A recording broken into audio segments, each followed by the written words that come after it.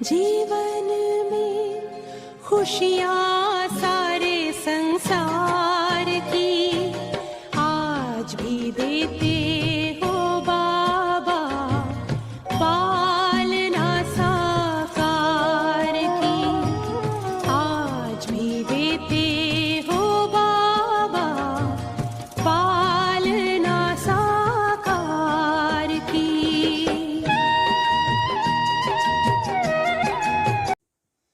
ओम शांति। बाबा कहते, बच्चे, आधा कल्प तुमने भक्ति की है और भक्ति करते करते तुम्हें ज्ञान मिलता है भगवान से।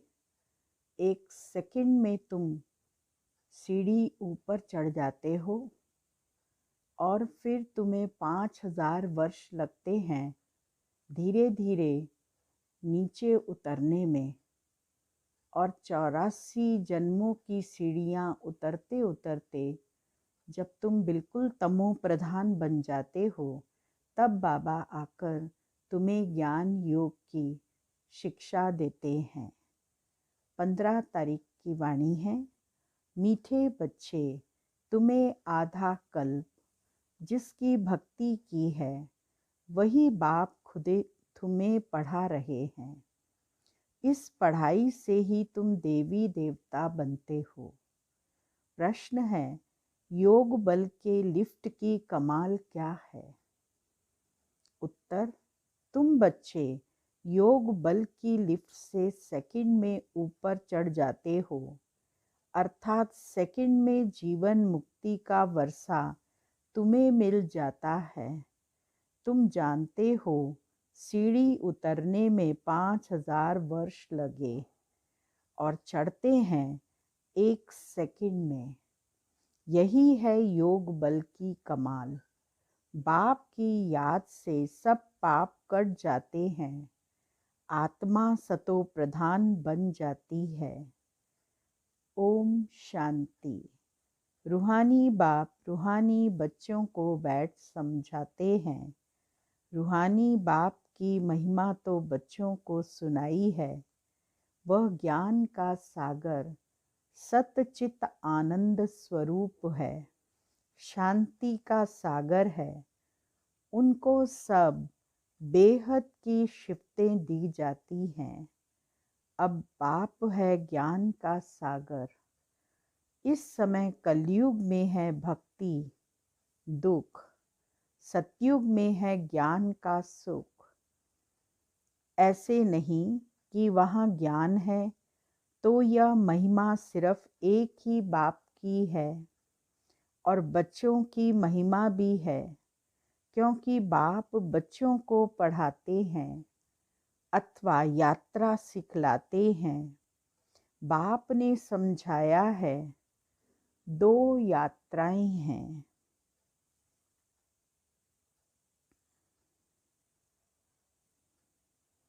भक्त लोग तीर्थ करते हैं, चारों तरफ चक्कर लगाते हैं।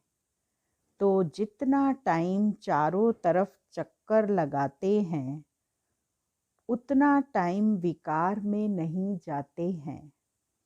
शराब आदि छीछी कोई चीज़ नहीं खाते पीते हैं। कभी बद्रीनाथ कभी काशी चक्कर लगाते हैं। भक्ति करते हैं भगवान की। अब भगवान तो एक होना चाहिए ना। जब तक भक्त भगवान की भक्ति करते हैं तो कुछ भी सेवन नहीं करते, जीवन भी पवित्र बताते हैं, और साथ साथ शराब सिगरेट तमाकू मांस मच्छी कुछ भी सेवन नहीं करते, तामसिक भोजन तक भी सेवन नहीं करते।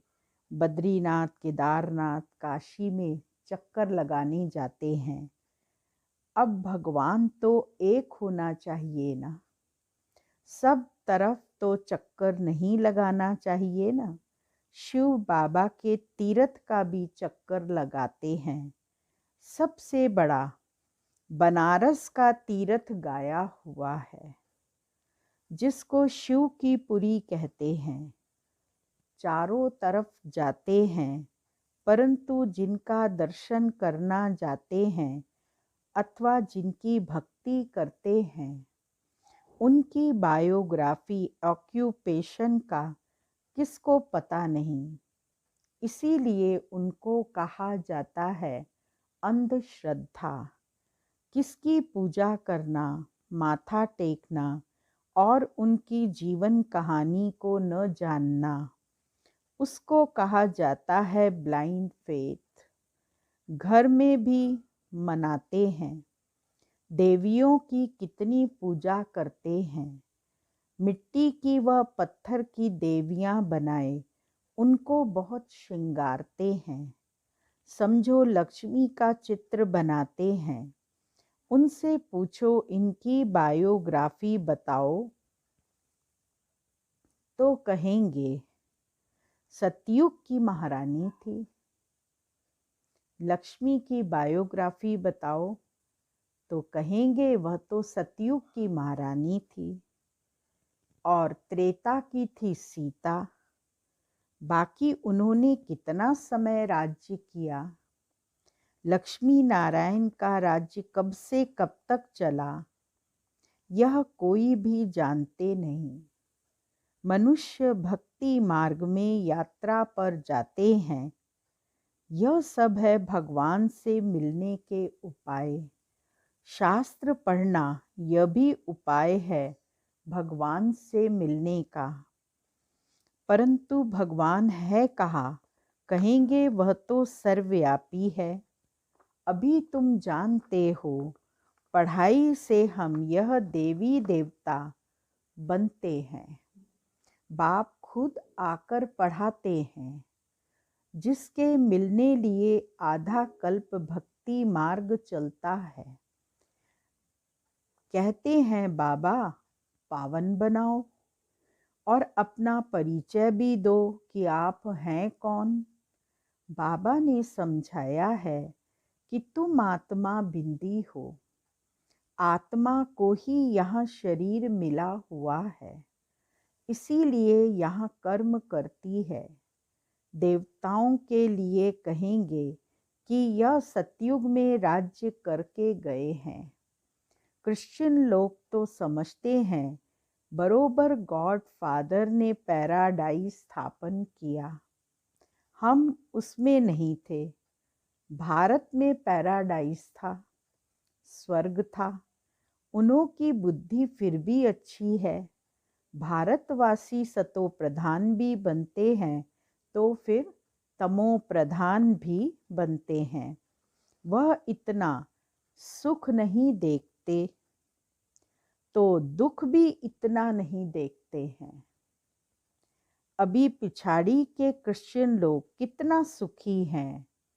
पहले तो वह गरीब थे। पैसा तो मेहनत से कमाया जाता है ना। पहले एक क्राइस्ट आया, फिर उनका धर्म स्थापन होता है। सबसे पहले क्राइस्ट आता है। क्राइस्ट के साथ साथ उसके फॉलोवर्स उतरते हैं जो उस धर्म को फॉलो करते हैं, क्रिश्चियन धर्म को। और फिर उसके बाद उनका झाड़ वृद्धि को प्राप्त करता है। अभी पिछाड़ी के क्रिश्चियन लोग कितना सुखी हैं।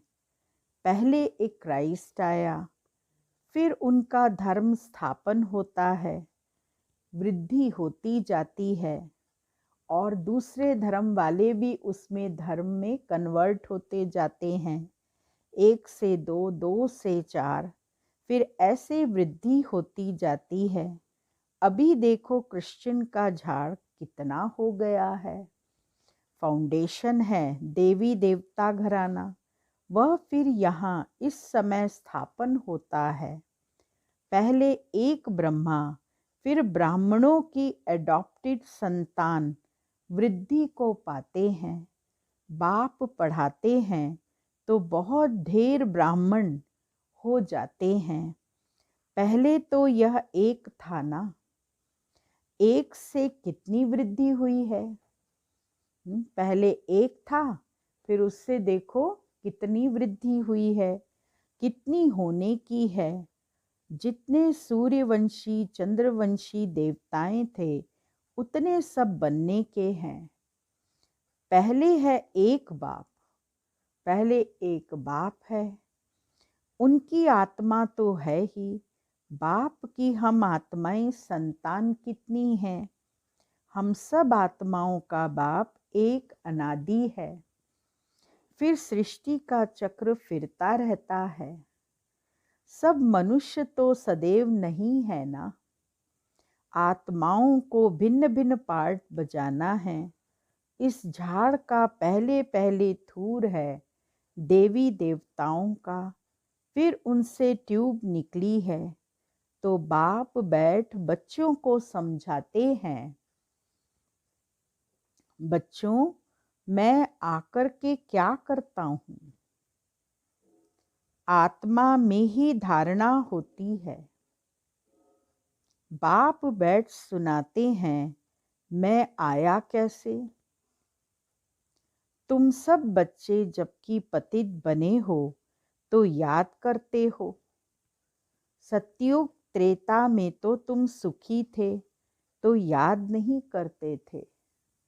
द्वापर के बाद जब दुख जास्ती हुआ है तब पुकारा है, हे परम पिता परमात्मा बाबा। हाँ बच्चों, सुना क्या चाहते हो? बाबा आकर पतितों को पावन बनाओ। बाबा हम बहुत दुखी हैं, पतित हैं, हमको आकर पावन बनाओ, कृपा करो, आशीर्वाद करो, तुमने मुझे पुकारा है। बाबा कहते तुम बच्चों ने गुहार लगाई, तुम बच्चों ने मुझे पुकारा। बाबा आकर पतितों को पावन बनाओ। पावन सतयुग को कहा जाता है। यह भी बाप खुद बैठ बतलाते हैं। ड्रामा के प्लान अनुसार जब संगम युग होता है, सृष्टि पुरानी होती है, तब मैं आता हूँ। तुम समझते हो सन्यासी भी दो प्रकार के हैं। बाबा कहते तुम समझते हो सन्यासी भी दो प्रकार के हैं। वह है हठ योगी, उनको राजयोगी नहीं कहा जाता। उन्हों का है हद का सन्यास, घर बार छोड़ जाए जंगल में रहते हैं, गुरुओं के फॉलोवर्स बनते हैं। बाबा कहते घर बार छोड़ के जंगल में चले जाते हैं और फिर गुरु करते हैं, गुरु करके फिर उनके फॉलोवर्स बनते हैं। गोपी चंद राजा के लिए भी एक कथा सुनाते हैं।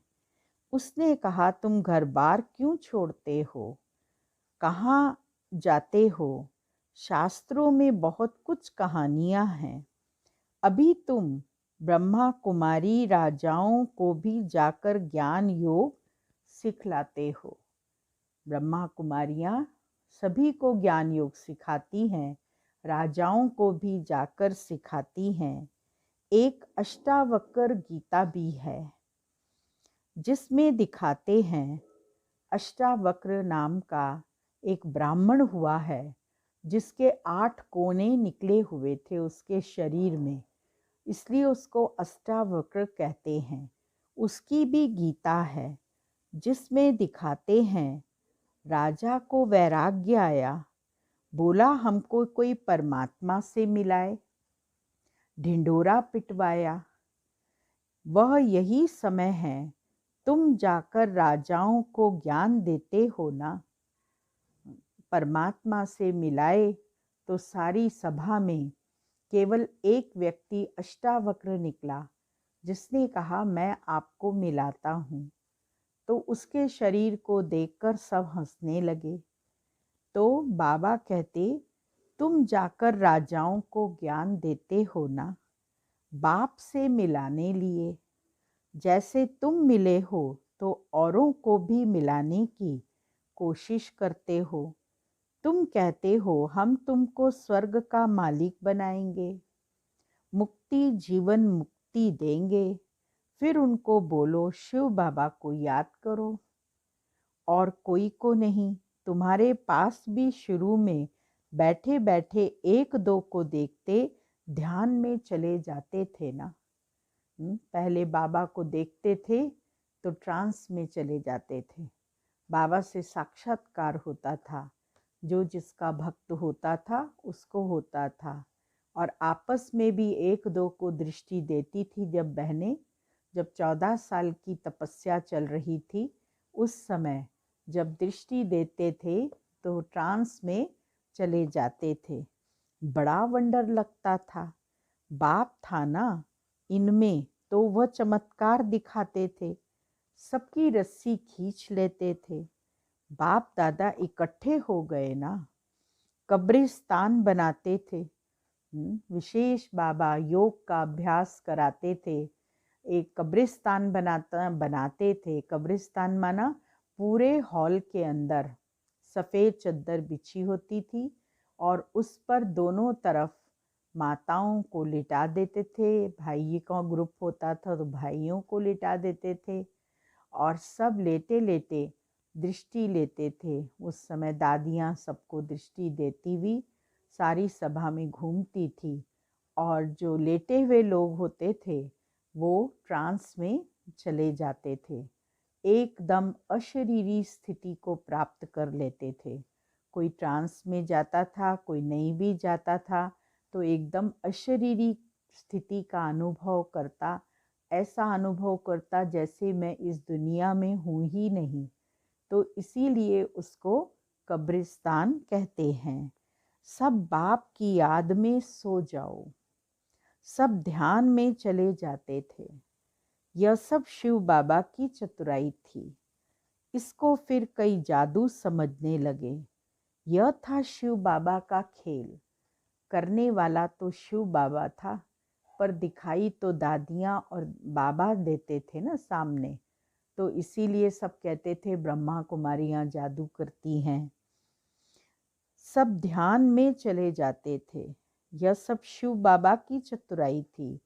इसको फिर कई जादू समझने लगे। यह था शिव बाबा का खेल। बाप जादूगर, सौदागर, रत्नागर है ना, धोबी भी है, सुनार भी है, वकील भी है। सबको रावण की जेल से छुड़ाते हैं। उनको ही सब बुलाते हैं, हे पतित पावन, हे दूर देश के रहने वाले, हमको आकर पावन बनाओ। आओ भी पतित दुनिया में, पतित शरीर में आकर हमको पावन बनाओ। अभी तुम उनका भी अर्थ समझते हो। बाप आकर बतलाते हैं, तुम बच्चों ने रावण के देश में हमको बुलाया है। मैं तो परमधाम में बैठा था। बाबा कहते, बच्चे मैं तो परमधाम में बैठा था। स्वर्ग स्थापन करने के लिए मुझे नरक रावण के देश में बुलाया कि अब सुखधाम में ले चलो। अभी तुम बच्चों को ले चलते हैं ना, तो यह है ड्रामा। मैंने जो तुमको राज्य दिया था वह पूरा हुआ। फिर द्वापर से रावण राज्य चला है। 5 विकारों में गिरे। उनके फिर चित्र भी हैं जगन्नाथपुरी में। पहले नंबर में जो था वही फिर 84 जन्म ले अब पिछाड़ी में है। फिर उनको ही पहले नंबर में जाना है। यह ब्रह्मा बैठा है, विष्णु भी बैठा है। इनका आपस में क्या कनेक्शन है, दुनिया में कोई नहीं जानते। ब्रह्मा सरस्वती भी असुल में सतयुग के मालिक लक्ष्मी नारायण थे। अभी नरक के मालिक हैं। अभी यह तपस्या कर रहे हैं, यह लक्ष्मी नारायण बनने के लिए। दिलवाड़ा मंदिर में पूरा यादगार है। बाप भी यहाँ आए हैं, इसीलिए सब लिखते भी हैं। आबू सर्व तीर्थों में, सब धर्मों के तीर्थ में मुख्य तीर्थ है, क्योंकि यहाँ ही बाप आकर सर्व धर्मों की सद्गति करते हैं। तुम शांति धाम होकर फिर स्वर्ग में जाते हो। बाकी सब शांति धाम में चले जाते हैं। वह है जड़ यादगार, यह है चैतन्य। जब तुम चैतन्य में वह बन जाएंगे तो फिर यह मंदिर आदि सब खत्म हो जाएंगे। फिर भक्ति मार्ग में यह यादगार बनाएंगे। अभी तुम स्वर्ग की स्थापना कर रहे हो। मनुष्य समझते हैं स्वर्ग ऊपर में है। अभी तुम समझते हो यही भारत स्वर्ग था। अभी नर्क है। यह चक्र देखने से ही सारा ज्ञान आ जाता है। द्वापर से और धर्म आते हैं, तो अभी देखो कितने धर्म हैं। यह है आयरन एज। अभी तुम संगम पर हो। सतयुग में जाने के लिए पुरुषार्थ करते हो। कलयुग में है सब पत्थर बुद्धि, सतयुग में है पारस बुद्धि। तुम ही पारस बुद्धि थे, तुम ही फिर पत्थर बुद्धि बने हो, फिर पारस बुद्धि बनना है। अब बाप कहते हैं तुमने हमको बुलाया है तो मैं आया हुआ हूँ, और तुमको कहता हूँ काम को जीतो तो जगत जीत बनेंगे। मुख्य यह विकार ही है। सतयुग में है सब निर्विकारी, कलयुग में है विकारी। बाबा कहते हैं बच्चे अब निर्विकारी बनो। 63 जन्म विकार में गए हो, अब यह अंतिम जन्म पवित्र बनो। अभी मरना भी सबको है। मैं स्वर्ग स्थापन करने आया हूँ, तो अब मेरी श्रीमत पर चलो। मैं जो कहूँ वह सुनो। अभी तुम पत्थर बुद्धि को पारस बुद्धि बनाने का पुरुषार्थ कर रहे हो। तुम ही पूरी सीढ़ी उतरते हो फिर चढ़ते हो। तुम जैसे जिन्न हो। जिन्न की कहानी है ना। उसने बोला काम दो, तो राजा ने कहा अच्छा सीढ़ी उतरो और चढ़ो। जब जिन्न का सब काम पूरे हो जाते थे तो फ्री हो जाता था। फिर बोलता था मुझे कोई काम दो, तो फिर राजा भी परेशान हो गया कि इसको बार बार क्या काम दूं। तो उसने फिर विचार आया कि इसको कहता हूँ सीढ़ी चढ़ो और उतरो, तो सीढ़ी चढ़ो और उतरो। ये कहा तुम जैसे जिन्न हो। तुम हो पूरी सीढ़ी उतरते हो फिर चढ़ते हो। जिन्न की कहानी है ना। उसने बोला काम दो, तो राजा ने कहा अच्छा सीढ़ी उतरो और चढ़ो। बहुत मनुष्य कहते हैं भगवान को क्या पड़ी थी जो सीढ़ी चढ़ाते और उतारते हैं। भगवान को क्या हुआ जो ऐसी सीढ़ी बनाई। बाप समझाते हैं यह अनादि खेल है। तुमने 5000 वर्ष में 84 जन्म लिए हैं। 5000 वर्ष में तुमको नीचे उतरने में लगे हैं, फिर ऊपर में जाते हो सेकंड में। यह है तुम्हारे योग बल की लिफ्ट। बाप कहते हैं याद करो तो तुम्हारे पाप कट जाएंगे। बाबा आते हैं तो सेकंड में तुम ऊपर चढ़ जाते हो, फिर नीचे उतरने में 5000 वर्ष तुमको लगे हैं। कलाएं कम होती जाती हैं, चढ़ने की तो लिफ्ट है। सेकंड में जीवन मुक्ति, सतो प्रधान बनना है, फिर आहिस्ता आहिस्ता तमो प्रधान बनेंगे। 5000 वर्ष लगते हैं। अच्छा, फिर तमो प्रधान से सतो प्रधान बनना है 1 जन्म में। अभी जबकि मैं तुमको स्वर्ग की बादशाही देता हूँ, तो तुम पवित्र क्यों नहीं बनेंगे? परंतु कामेषु क्रोधेषु भी है ना। विकार न मिलने से फिर स्त्री को मारते हैं, बाहर निकाल देते हैं, आग लगा देते हैं। अबलाओं पर कितने अत्याचार होते हैं। यह भी ड्रामा में नूंद है। अच्छा, मीठे मीठे सिक्की लदे बच्चों प्रति मात पिता बाप दादा का याद प्यार और गुड मॉर्निंग। रूहानी बाप की रूहानी बच्चों को नमस्ते और रूहानी बच्चों की रूहानी बाबा को याद प्यार गुड मॉर्निंग नमस्ते।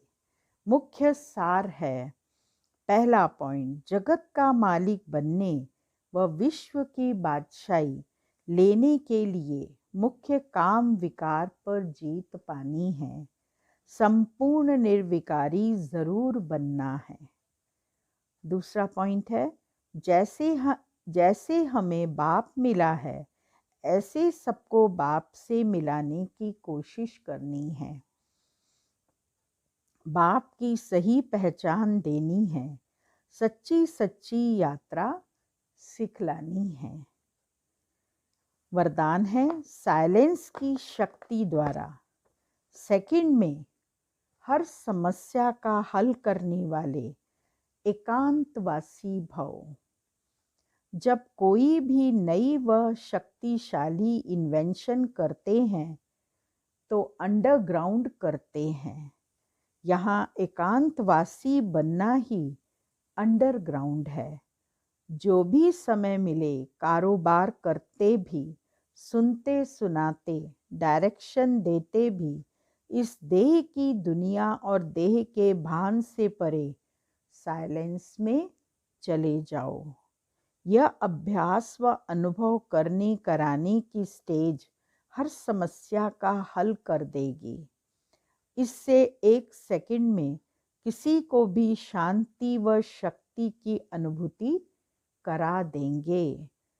जो भी सामने आएगा वह इसी स्टेज में साक्षात्कार का अनुभव करेगा।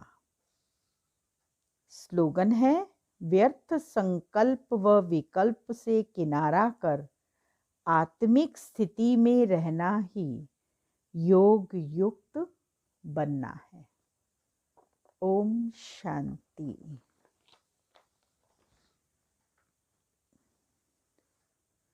आज का कदम है, परिवर्तन शक्ति द्वारा सदा विजयी बनो। ब्रह्मा बाप ने परिवर्तन शक्ति द्वारा किसी के बोल और भाव को परिवर्तन किया। निंदा को स्तुति में, ग्लानि को गायन में परिवर्तन कर दिया। अपमान को स्व अभिमान में, अपकार को उपकार में, माया के विघ्नों को बाप की लगन में मगन होने का साधन समझ परिवर्तन किया तथा सदा विजयी बने।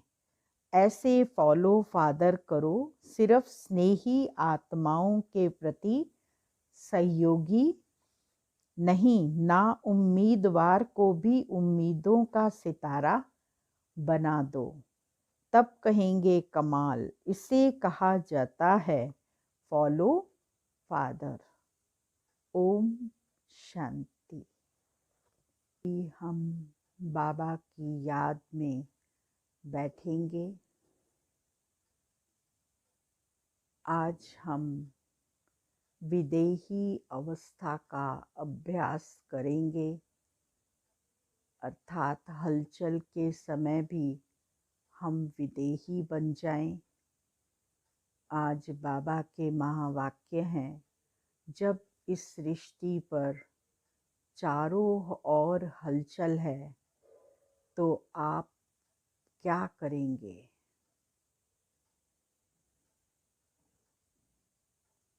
स्वमान है, सेकंड में मन बुद्धि को आत्म अभिमानी स्थिति में स्थित कर अशरीरी विदेही बनने वाली साधक आत्मा हूँ।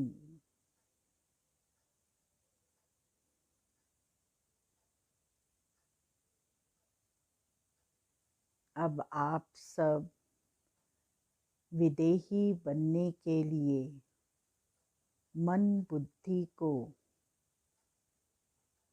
एकाग्र करके बैठने का अभ्यास करें। ओम शांति।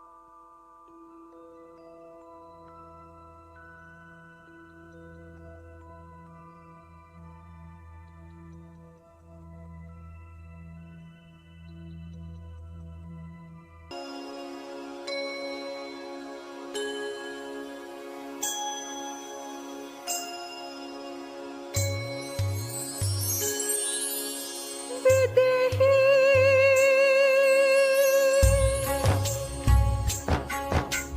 विदेही बन जाऊं,